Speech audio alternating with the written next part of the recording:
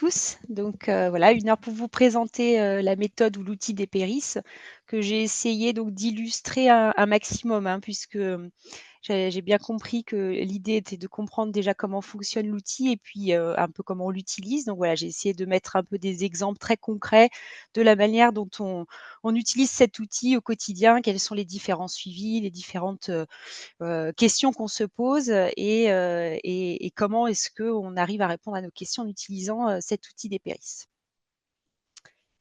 Donc je ne sais pas s'il faut se présenter au départ ou si vous aviez une présentation. Donc, je suis Morgane Goudet, donc je travaille au département de la santé des forêts et je suis dans l'équipe de Paris. Alors pour le... Oui,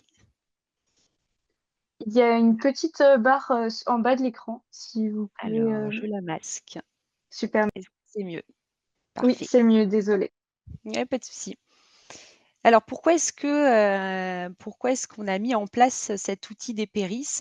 En fait, on cherchait, alors depuis de nombreuses années, mais on cherchait à avoir un outil qui puisse nous permettre de mesurer, de quantifier, d'objectiver finalement l'état de santé de l'arbre ou plus généralement des forêts, de massifs ou de grandes zones. Sous-entendu les questions qui se posent actuellement avec toutes les forêts qui souffrent de différents aléas, la vulnérabilité de certaines forêts, de certaines essences, certaines provenances. On est dans un contexte très incertain avec un mouvement et des changements. Et donc, se poser la question de pouvoir mesurer objectivement ce qui se passe, de pouvoir le suivre aussi dans le temps et d'avoir finalement un outil qui permette aux gestionnaires ou aux décideurs de pouvoir orienter dans un sens ou dans l'autre sa décision à partir de quelque chose de vraiment d'objectif en fait. Donc c'est comme ça qu'a été créé Dépéris, qui est issu d'une longue histoire au département de la santé des forêts, mais aussi histoire avec ses partenaires, autour d'outils en fait qui permettent de mesurer et d'évaluer l'état de santé de l'arbre à partir de la symptomatologie de son houppier. Donc c'est comment à partir de symptômes visibles dans le houppier, on peut donner une estimation de l'état de santé, de la vitalité de l'arbre. Donc ces notions-là ont commencé à la fin des années 80, en particulier avec le déficit foliaire, qui était un outil qu'on utilise encore aujourd'hui, hein, d'ailleurs, mais qui a été largement développé, en particulier parce qu'on a mis en place en 89 le réseau systématique de suivi des dommages forestiers, qui est un réseau qui est fait en France, mais aussi dans d'autres pays en Europe. Et c'est un réseau de placettes permanentes qui ont été installées, donc tous les 16 kilomètres, pour suivre l'évolution de la santé des forêts. Et donc sur ce réseau était mesuré et est encore mesuré aujourd'hui le déficit foliaire de certains arbres, une quantité d'arbres chaque année qui sont observés. Et ça a été un peu le démarrage de en fait la mesure dans le houppier fonctionnel, donc cette notion de houppier notable, la zone en fait du houppier dans laquelle on va faire nos observations, elle a été amenée à ce moment-là grâce, je dirais, au déficit foliaire. Par contre, c'est un outil qui avait ses limites. D'abord, fallait l'observer quand c'était en feuilles, donc il y avait une période assez courte, pour faire les observations et puis on est sur des classes très précises, d'estimation. Donc c'est une estimation qui se fait en classe de 5 en 5 et c'est pas facile entre 2 forestiers d'être assez d'accord, en fait, de se mettre d'accord sur les notes, quand on a une précision, comme celle-ci. Alors un peu plus tard, on a développé un autre outil, donc c'était, surtout Louis-Michel Nageleisen qui était l'expert, en dépérissement du DSF qui a travaillé sur cet outil qui s'appelait DP-Feu. Alors il y a une faute, vous m'excuserez, c'est un F et pas un P, pour feuillu, qui, là a fait tout un travail en fait sur la description très méthodique de l'ensemble des critères qui permettent de caractériser un dépérissement.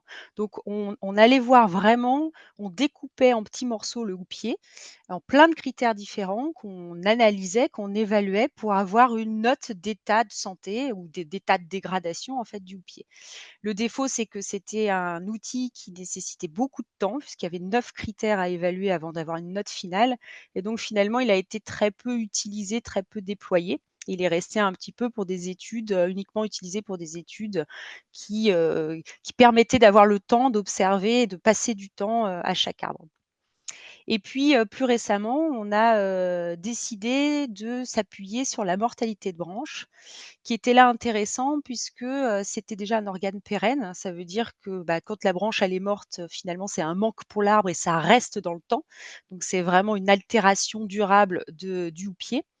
Et puis, il y avait pour le coup une rapidité dans la notation, donc c'était facile de noter plein d'arbres très rapidement et sans forcément être, formé longuement, à, l'estimation, l'évaluation, de la santé du houppier. Tous les forestiers en fait, savent assez facilement évaluer, le niveau de mortalité des branches dans un houppier. Le problème, c'est qu'on s'est rendu compte que c'était pas suffisant, parce qu'on le verra un peu plus tard, mais il y a des arbres qui ont beaucoup de mortalité de branches et puis il y a des arbres qui ont des mortalités de branches, mais les branches, au bout d'un moment, elles tombent et elles laissent des trous et donc ces arbres-là n'avaient pas de mortalité de branches, alors qu'ils étaient dans un état de dégradation assez avancé. Donc de là, on a, mis en place l'outil des péris qui était un cumul de mortalité de branches et d'un autre critère, un deuxième critère nécessaire, donc il y en a que 2, je dirais, mais c'est 2 minimum, donc les mortalités de branches et puis les manques dans le houppier. Donc voilà un petit peu l'ensemble des critères qu'on a souhaité pour cet outil. Déjà, on voulait un outil qui soit simple, donc comme on l'a dit, hein, les 9 critères, de DPFE, c'était trop lourd, c'était trop compliqué. Finalement, les gens faisaient des espèces de notations flash qui voulaient plus dire grand-chose, donc on y perdait finalement à vouloir être trop compliqué, trop complexe et puis qui s'appuie sur les mêmes grilles, les mêmes seuils qu'on peut utiliser pour toutes les essences, qu'on peut utiliser en toute saison. Donc vraiment un outil simple qu'on peut utiliser quelle que soit finalement, je dirais, la question dès qu'on se pose une question, sanitaire en fait et d'évaluation sanitaire des arbres. On voulait quelque chose qui soit robuste aussi, c'est-à-dire qu'il n'y ait pas une note différente entre 2 observateurs. Donc pour ça, on a pris des seuils qui sont assez intuitifs, on a pris des classes qui sont assez larges, ce qui fait que assez rapidement, en ayant une formation assez courte, on est tous plus ou moins d'accord sur les classes et sur les notes qu'on donne aux arbres. Il fallait aussi quelque chose d'assez rapide parce que, c'est un peu on est tous, on cherche tous, hein, à faire un maximum d'observations en un minimum de temps et donc cet outil-là, voilà, permet de faire beaucoup d'arbres en très peu de temps. On voulait aussi qu'ils répondent à différents besoins, parce qu'on a tous, des besoins, des moyens différents, que ce soit, au niveau géographique, ça peut être des besoins pour un suivi très, localisé ou au contraire une maladie, beaucoup plus, généralisée, beaucoup plus étendue. Ça peut être pour des besoins de télédétection, ça peut être pour un suivi pour le gestionnaire, pour de l'aménagement et cetera. Et puis, donc les différents moyens selon les équipes qu'on a à disposition, le temps qu'on a à y consacrer et cetera. Et les différentes échelles, donc comme je disais, on peut travailler à l'échelle de la parcelle, à l'échelle du massif, à l'échelle de la région forestière, à l'échelle d'une grande région, en France, voire de la France entière. Donc Dépéris arrive à peu près à avoir en fait toutes ces qualités-là, qui fait que ça en fait un outil assez facile d'utilisation et donc on est de plus en plus nombreux à l'utiliser. C'est ça qui est intéressant, c'est que finalement on a tous un peu des données qui sont issues du même outil et donc on peut, même si le mode opératoire, même si l'échantillonnage est différent, on a une complémentarité, on peut comparer et on peut vraiment confronter les différentes données puisqu'elles sont issues du même outil, au départ.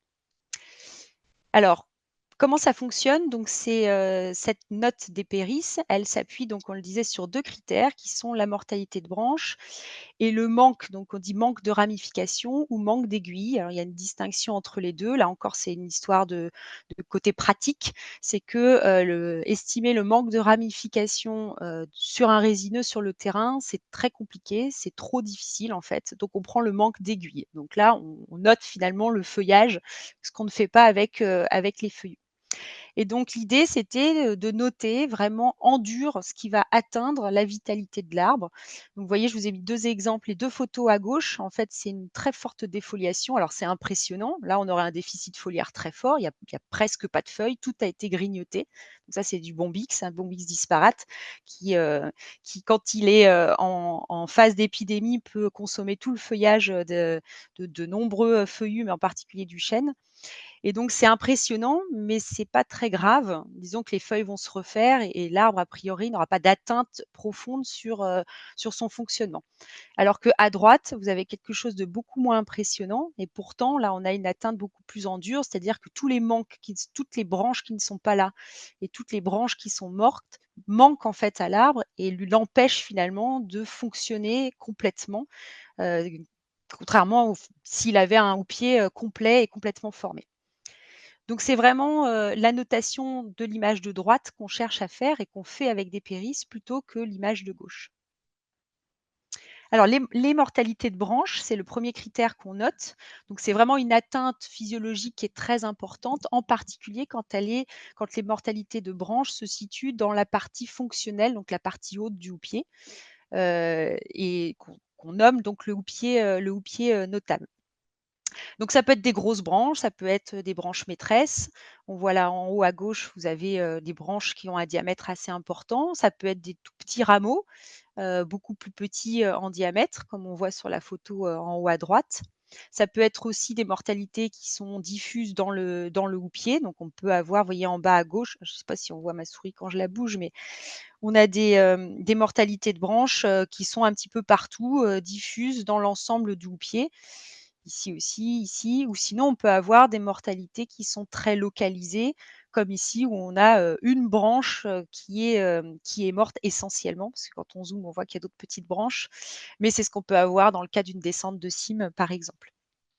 Alors on a des espèces de documents qui nous aident, hein, qui nous guident pour, voilà, identifier les symptômes qui permettent, de garantir qu'une branche est morte ou non.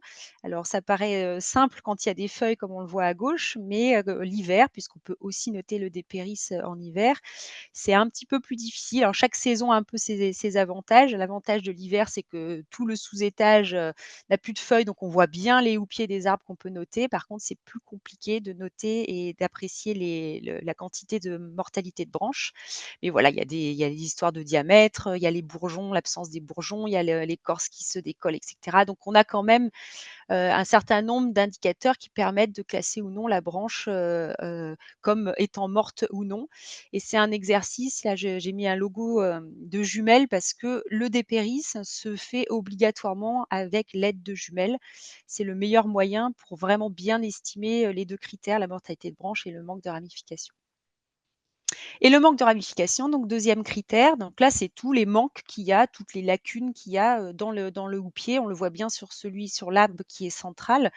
On voit bien que sous mon pied, il est, anormalement clair, hein. On voit beaucoup plus de ciel qu'on devrait le voir. D'ailleurs, on peut même le comparer avec les 2 arbres qui sont en arrière-plan.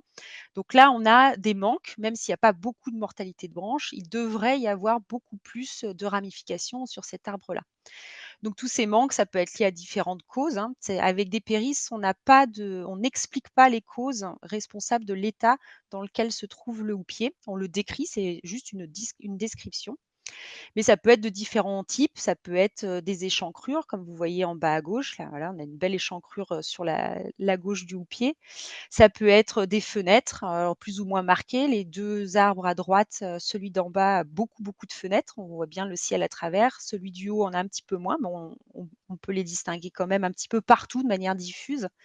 Et puis ça peut être aussi un problème de pousse, des ramifications qui, par exemple, vont être anormalement petites. Quand un arbre est stressé ou qu'il a une perte de vitalité, la première chose qui va se passer, c'est qu'il va y avoir une baisse de croissance et donc ça peut se traduire directement par des ramifications qui vont être anormalement petites et on va avoir ces espèces de pousses en paquet ou en fouet comme on trouve souvent sur le hêtre. Donc là, vous voyez tous les petits points blancs, c'est une pousse annuelle, hein, donc ça a vraiment été des toutes petites pousses, d'année en année, ce qui donne un peu ce faciès un peu particulier. Donc tout ça, tout ce mélange-là, ça fait partie en fait, ça va s'intégrer dans la note, de manque de ramification. Alors ce qu'on disait tout à l'heure, pourquoi ces 2 notes et pourquoi elles se complètent? Donc quand on a un arbre, à gauche, comme celui qui est à gauche, on va noter, les branches mortes. Donc on voit bien, elles sont là, on a des grosses branches, mortes qui sont bien, distinctes, et quand on a un arbre qui n'a pas de branches mortes, finalement, seul, on ne sait pas si on est sur un arbre comme en haut à droite, c'est-à-dire qu'il y a quasiment un houppier complet, qui est bien formé, qui est sain, ou si on est sur un arbre comme celui qui est en bas à droite, qui, si vous regardez bien, n'a pas du tout de branches mortes. Par contre, on voit bien que, en termes de dégradation, il est vraiment, atteint.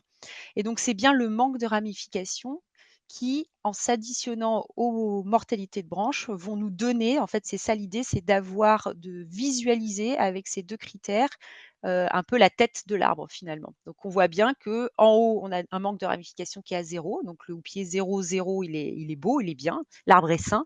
Alors qu'en bas, on n'a pas de branches mortes, mais on a un manque de ramification qui est très élevé. Et donc, du coup, on a plus en tête le faciès de l'arbre qu'on est en train de noter. Donc, en fait, les branches sont mortes et elles sont tombées, ce qui fait, ce qui a créé en fait ces grands trous, ces grandes lacunes dans le houppier. Alors pour noter ces 2 critères, on a utilisé une seule et même grille, avec, 0, 1, 2, 3, 4, 5. Ce sont les notes qu'on peut donner. 0 étant, aucun problème, il n'y a pas de mortalité de branche, il y a pas de manque, et 5, c'est, il y en a partout dans la totalité quasiment, du houppier, et donc on a utilisé des seuils qui sont assez intuitifs. Donc 0, c'est presque pas, il y a quelques traces, mais on va dire que ça n'a pas d'importance, c'est vraiment, tout petit dans le houppier. À partir du moment où on le voit finalement à l'œil nu, on estime qu'on commence à être sur du 1, 2, 3, 4, 5.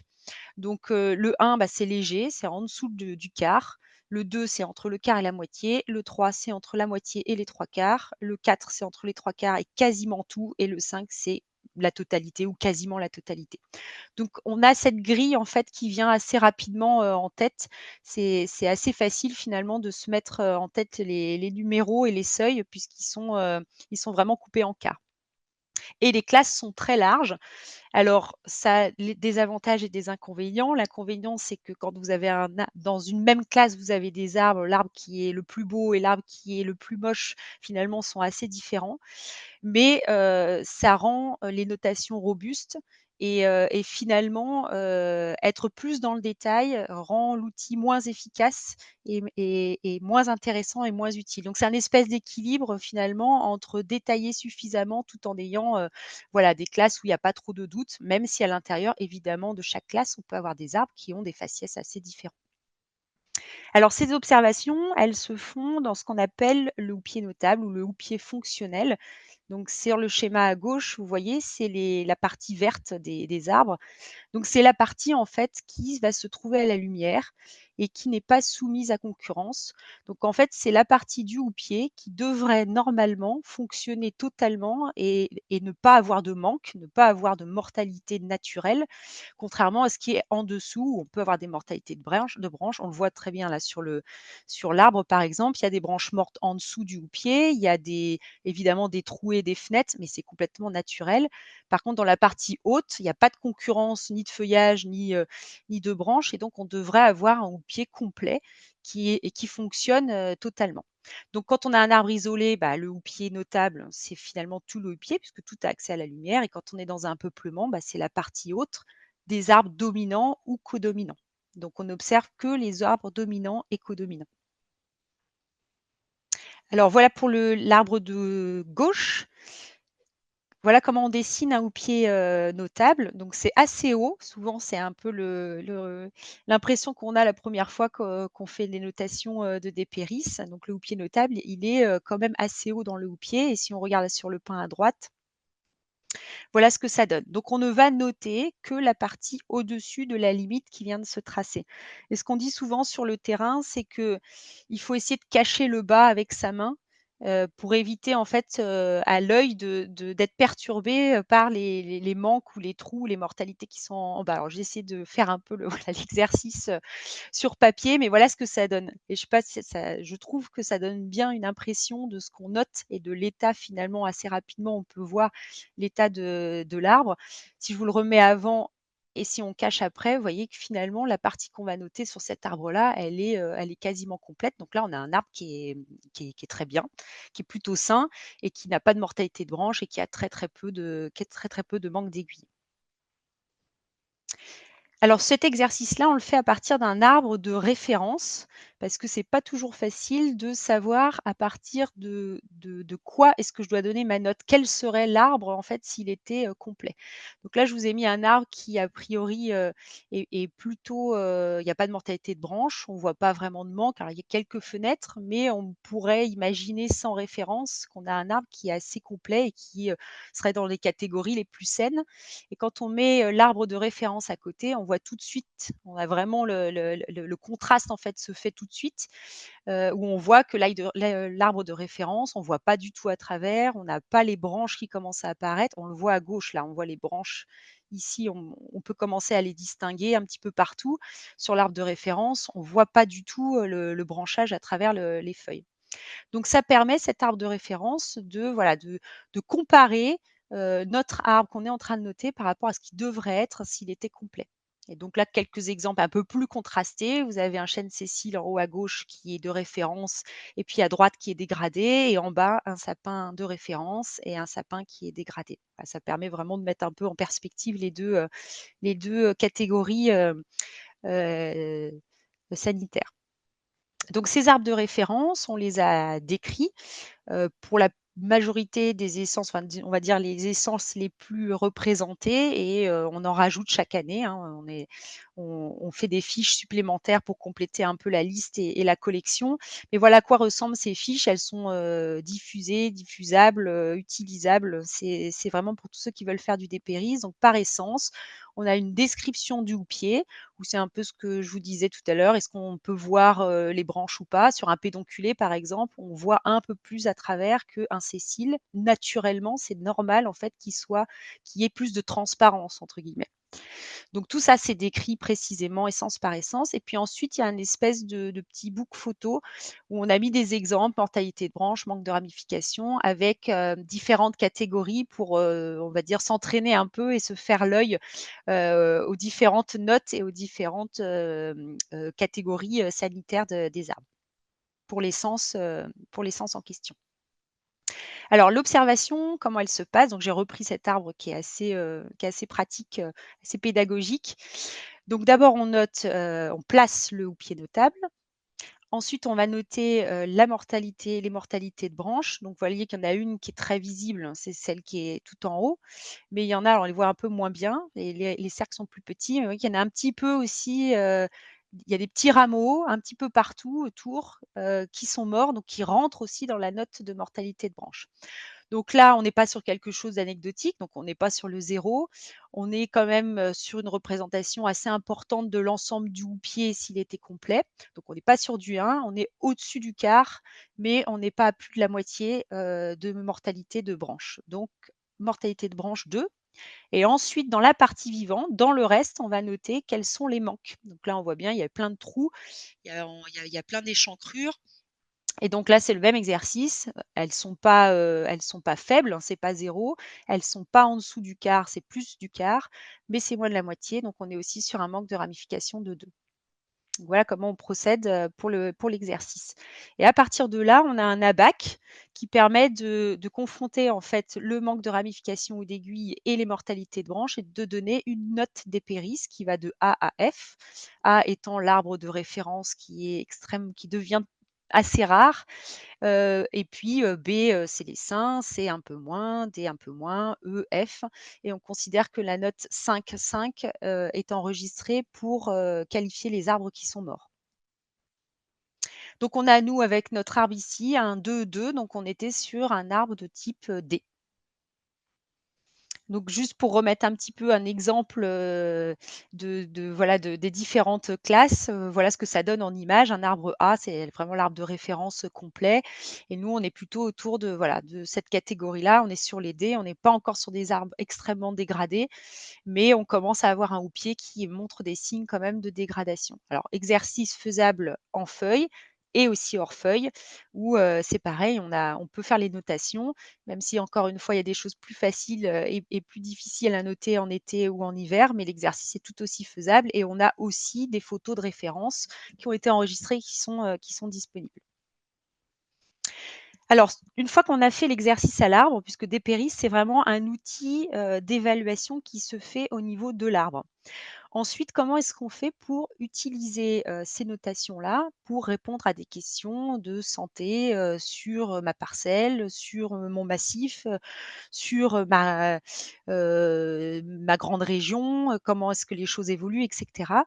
Donc pour passer, à ces différentes échelles-là, on, estime en général, un certain nombre d'arbres en dépérissent, et sous format d'une placette. Alors nous, on utilise beaucoup des placettes de 20 arbres, hein, c'est un peu un héritage, du réseau systématique dont on parlait tout à l'heure.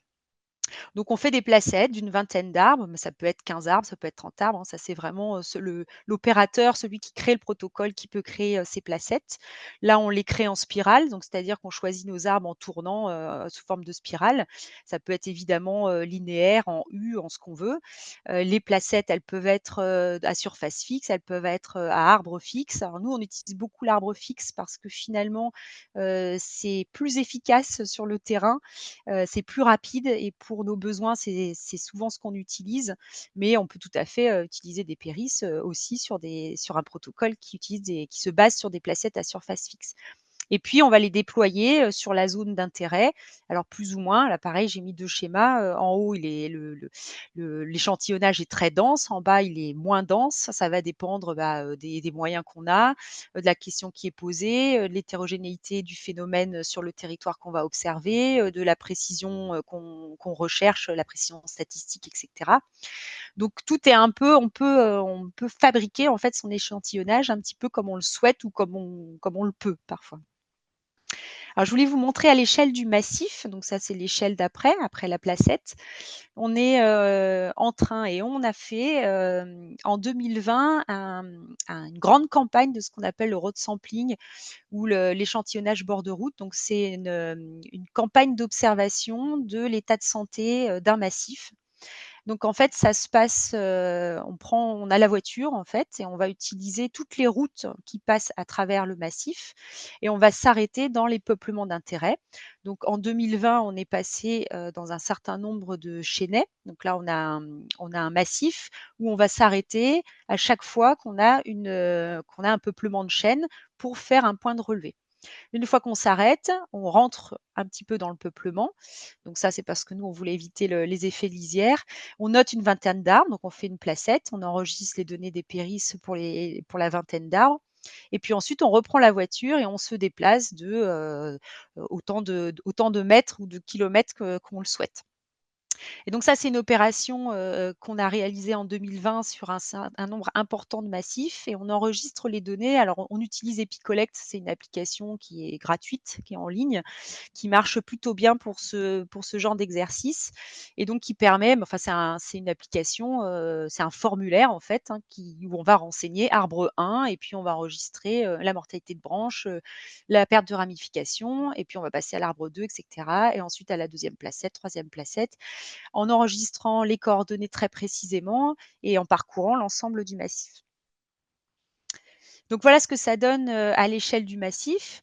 Heu, Quand on analyse les résultats, c'est quelques exemples. Évidemment, on peut après, manier les données un peu comme on le souhaite. Vous avez en haut à gauche une représentation du massif avec en chaque point, la répartition des notes A, B, C, D, E, F, de tous les arbres qui ont été notés, donc sur chaque placette et puis là, on a mis une taille de rond en fonction de la surface terrière. Donc c'est un exemple et puis vous pouvez regarder, donc vous avez en haut à droite la répartition, des arbres selon les branches mortes, à droite la répartition des arbres selon la perte de ramification et puis la répartition des arbres selon la combinaison, donc tous vos arbres A, B, C, D, E, F.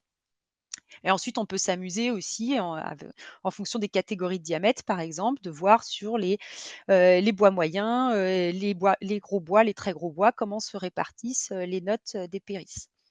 Je ne sais plus si je l'ai dit, mais des périsses ne, s'utilisent pas sur les petits bois parce qu'il y a pas de sens, en fait. Quand les arbres sont trop petits, trop jeunes, il y a pas de sens à noter, les pertes de ramification et les mortalités de branches. Donc ça commence à partir donc nous on a un diamètre de 22,5 donc on commence à partir du bois moyen.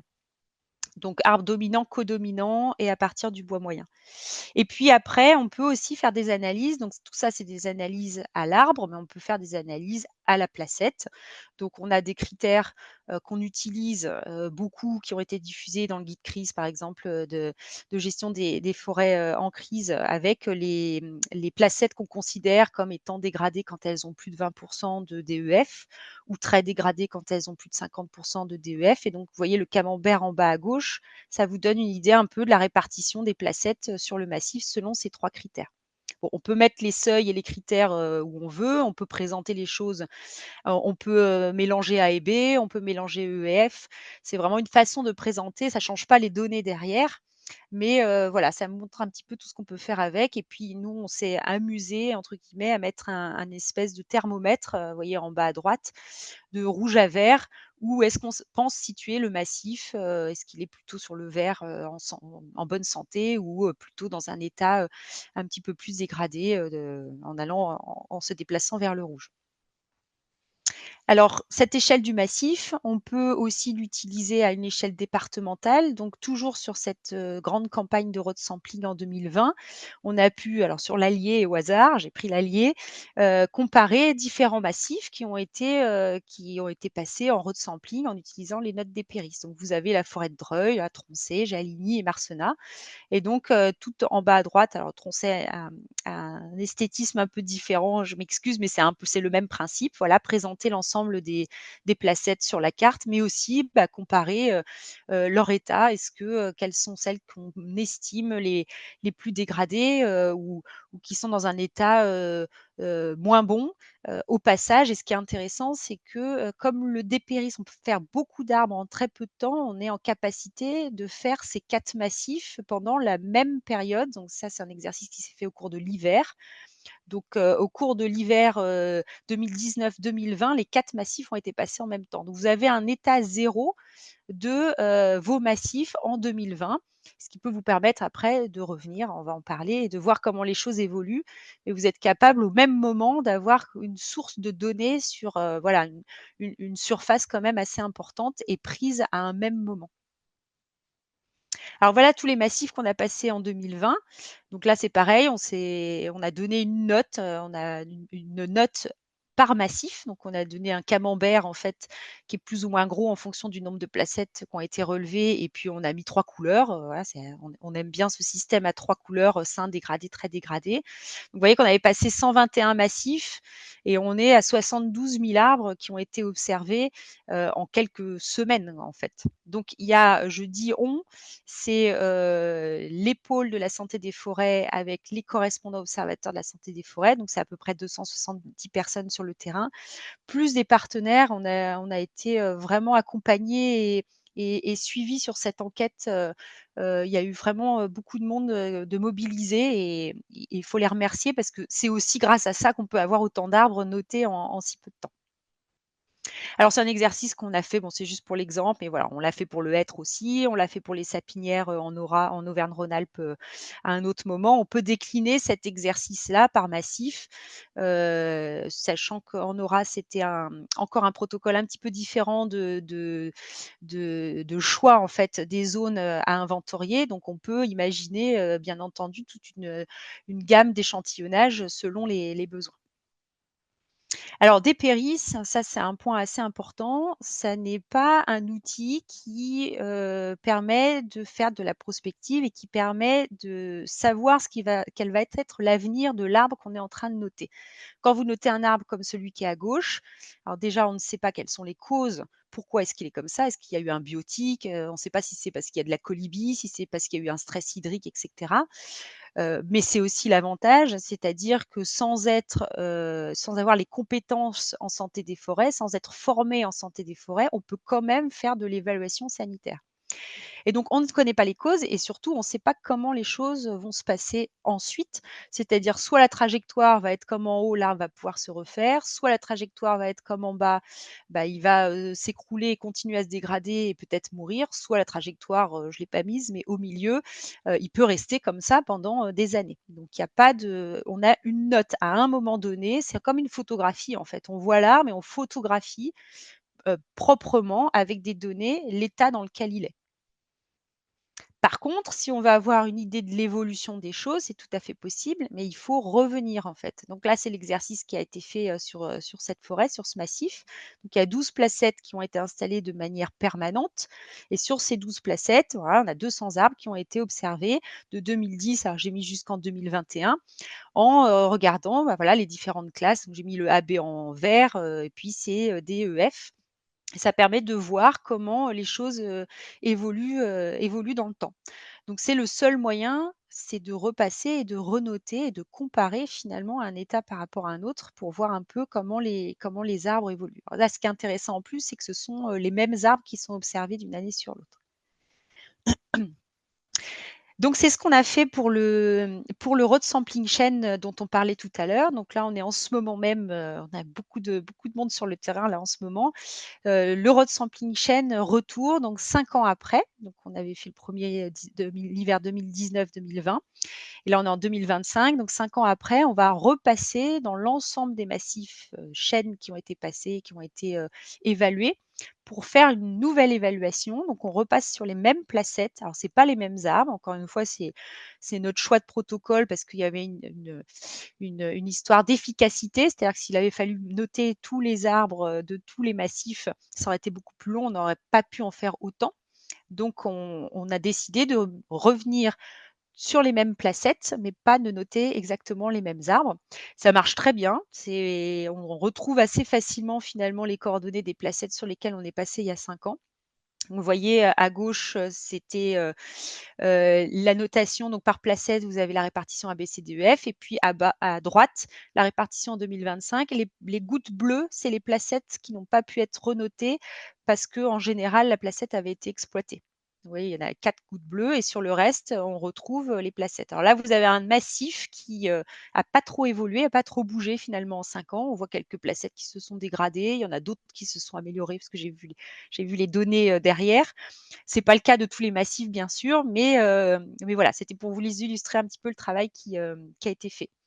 Et donc sur ces massifs-là, donc là on est en cours d'analyse, de ces données. Bah, on peut faire, évidemment plein de choses et en particulier la comparaison. C'est très tentant de comparer, le massif, en 2020 et en 2025. Donc à gauche, vous avez la répartition ABCDEF, sur le histogramme de gauche en 2020 et celui de droite en 2025. Donc on voit que ça a un petit peu bougé. En fait, on a un petit peu plus de C, un petit peu moins de A.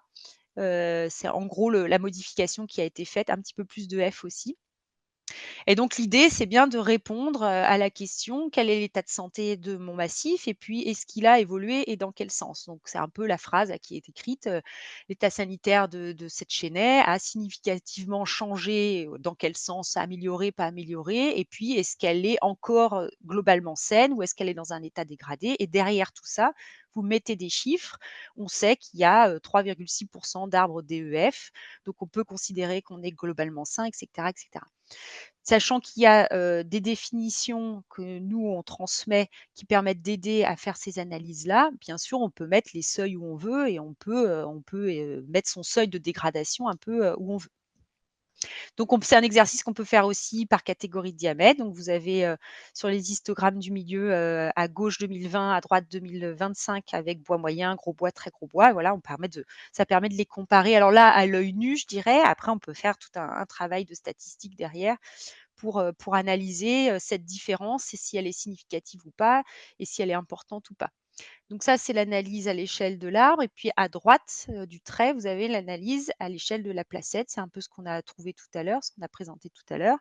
Donc en 2020 en haut à droite et en 2025 en bas à droite avec ces catégories. Les verts sont sains, les jaunes, c'est plus de 20 de DEF et puis les rouges, c'est plus de 50 de DEF avec l'objectif de remettre sur notre thermomètre là, où se situait le massif en 2020 et où il se situe en 2025.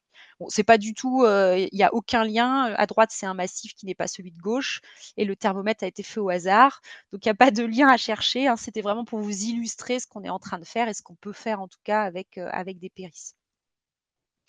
Alors à l'échelle de la région, on a aussi la possibilité d'utiliser des périsses pour faire de la télédétection et en particulier pour calibrer la télédétection et pour valider, les résultats. Donc c'est un exercice qui a été fait en 2019 là que je vous montre, que je vous présente sur, la les dommages qui sont liés à la maladie de l'encre sur le châtaignier.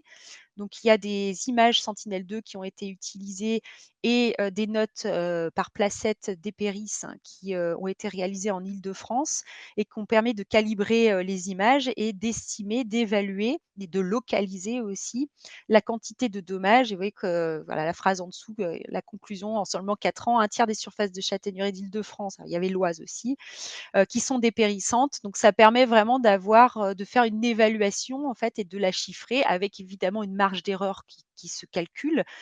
Mais voilà, ça permet de alors d'abord prendre conscience des choses. Des périsses, je pense que c'est vraiment un outil pour ça. C'est-à-dire qu'on peut avoir une impression dans un sens ou dans un autre. On peut avoir une impression que ça va et que ça progresse pas trop vite alors que les choses progressent. On peut aussi avoir l'impression quand un arbre est rouge, que c'est la catastrophe et finalement faire l'effort et l'exercice de quantifier et de bien mesurer les choses, ça permet vraiment de, voilà, de savoir où on en est et de prendre conscience des phénomènes et où ils en sont et à quelle vitesse, est-ce qu'ils évoluent. Et puis, c'est aussi un super outil de communication et donc là, en particulier, en Île-de-France, l'encre du châtaignier, donc qui engendre beaucoup de mortalité de châtaigniers dans des forêts qui sont extrêmement fréquentées. Il y a eu un effort de communication, très important qui a dû être fait par les gestionnaires, qui est encore fait par les gestionnaires. C'est compliqué, et les mortalités arrivent très, très vite. Alors je vous ai mis un exemple là sur, d'un journal qui avait sorti les résultats de cette étude, par télédétection pour sensibiliser, expliquer, pourquoi il y a des mortalités, où est-ce qu'elles se situent, est-ce qu'elles sont importantes ou pas, la dangerosité aussi de ces arbres morts sur pied dans des zones fréquentées et cetera et cetera. À très grande échelle, on passe encore à l'échelle, au-dessus, au-delà de la région, mais plusieurs régions, on va dire une grande partie du territoire français. On avait utilisé les notes d'Epéris pour, estimer les dommages de la calarose dans la zone qui était infectée, donc la maladie pathogène sur frêne, dans la zone qui était, contaminée depuis quelques années, donc qui marquait quand même où les symptômes marquaient les houppiers. Alors il y a des symptômes, au niveau du collet, mais il y a des symptômes très forts, au niveau du houppier, en particulier de branches mortes, dans les houppiers des freinets et donc on a relevé un certain nombre de points sur lesquels on a fait du dépéris et on a pu, voilà, assez facilement avec une méthode de crigeage derrière, avoir une estimation des zones qui étaient, les plus fortement atteintes ou en tout cas les frênes montraient le plus de mortalité, le plus de symptômes. Donc ça peut être, voilà, un autre exemple d'utilisation et puis à encore plus grande échelle, donc là c'est à l'échelle nationale, on utilise, depuis quelques années, le dépéris sur, le réseau systématique de suivi des dommages forestiers, donc le réseau dont je parlais au tout début, qui est un réseau d'installation de placettes, qui sont établis tous les 16 kilomètres. Quand il y a de la forêt, on a mis une placette d'une vingtaine d'arbres qui sont notés depuis 89. Mais, depuis 3 ans, on a, alors depuis 2005, on notait les mortalités de branches et comme je disais au début, on a rajouté les manques de ramification ou d'aiguilles pour, compléter la note de mortalité de branche et avoir cette estimation, de dépéris sur l'ensemble de ces placettes. Et ce qui est super intéressant, dans ce protocole, dans cette manière de noter les choses ici, c'est qu'on note les mêmes arbres chaque année. Donc il y a 12 000 arbres qui sont notés chaque année. C'est les mêmes qu'on revient voir, qu'ils soient sains ou pas. On vient, évaluer l'état de leur houppier. Et donc je vous ai mis un exemple à droite, de déclinaison au niveau de l'essence. Donc là, c'est sur le hêtre qui est alors c'est une manière de présenter les choses, mais je trouve que voilà, ça illustre aussi un peu ce qu'on peut faire avec. Donc là, vous avez un travail, qui a été fait, par, mon collègue Fabien Caroul qui permettent de représenter comment est-ce que la population de hêtres qu'on observe sur le réseau systématique évolue dans le temps d'après le dépéris. Donc c'est en fait une comparaison, entre 2 années, d'année en année et arbre par arbre, de la manière dont la population a basculé ou non vers des notes plus dégradées, A, B, C, D, E, F. Donc quand vous êtes à 0, ça signifie que finalement votre population, elle a pas trop bougé. En fait, les êtres se répartissent globalement dans les mêmes classes A, B, C, D, E, F, que l'année précédente.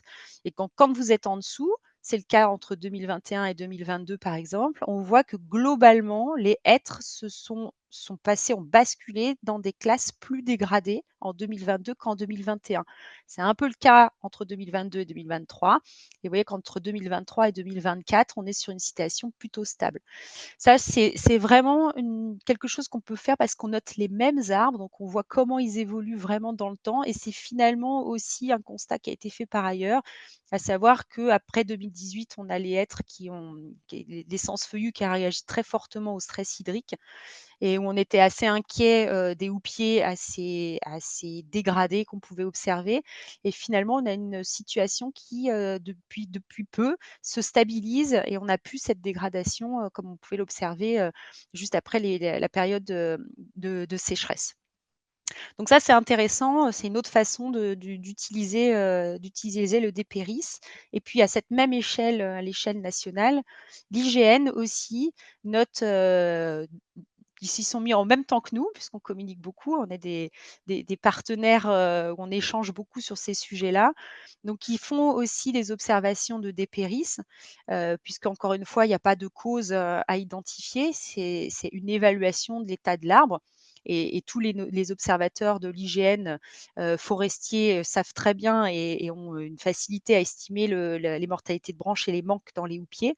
Et donc, on est capable, avec leurs modalités d'échantillonnage, avec leurs forces statistiques, de fournir aussi à l'échelle, donc vous avez à gauche, hein, ça c'est la carte qui est sortie dans le Mémento, une évaluation donc des arbres qui sont en DEF, du pourcentage d'arbres en DEF et donc les derniers résultats montrent qu'on est à 8 estimé, sur l'ensemble, à l'échelle nationale et puis à droite, vous avez une déclinaison sur une essence. Alors le châtaignier, puisque le châtaignier a un houppier, plutôt c'est l'une des essences qui montre le houppier les plus dégradés ces dernières années et donc vous pouvez, voilà, par Greco, décliner par Greco par exemple, ou par SER, par sylvoécorégion, la répartition, le pourcentage, de, vos classes que vous estimez comme dégradées DEF. Voilà, j'arrive au bout. Voilà, un résumé, très bref, mais ça permet de remettre un peu la méthode, de se remettre la méthode en tête. Donc en 1, on observe les houppiers, des arbres dominants ou codominants et dans la partie qui a accès à la lumière, qui n'est pas soumise à concurrence. En 2, on va comparer à un arbre de référence. D'abord, on note les mortalités de branches. Ensuite, on note les manques de ramifications ou d'aiguilles selon la même grille qui est assez intuitive. Ensuite, on confronte les 2 notes pour avoir une note A, B, C, D, E, F et vous avez donc votre note dépéris que vous pouvez après une fois la note à l'arbre, la décliner et mettre en place, un certain nombre de suivis, dans le temps ou, d'état des lieux, de votre massif, de votre forêt ou de votre placette. Alors je vous ai mis un QR code heu, qu'on vous renverra ou qui sera de toute façon sur le PowerPoint. Donc c'est un QR code qui mène vers une page du site du ministère sur laquelle est, présentée la méthode des péris, mais surtout c'est là qu'on trouve toutes les fiches des arbres de référence. Donc on va remettre à jour, un peu au propre, puis on va remettre d'autres photos aussi, puisque c'est bien de remettre un peu à jour tous ces books photos. Mais voilà, sachez qu'ils sont disponibles, en libre accès et sur cette page. Et j'en ai fini pour la présentation.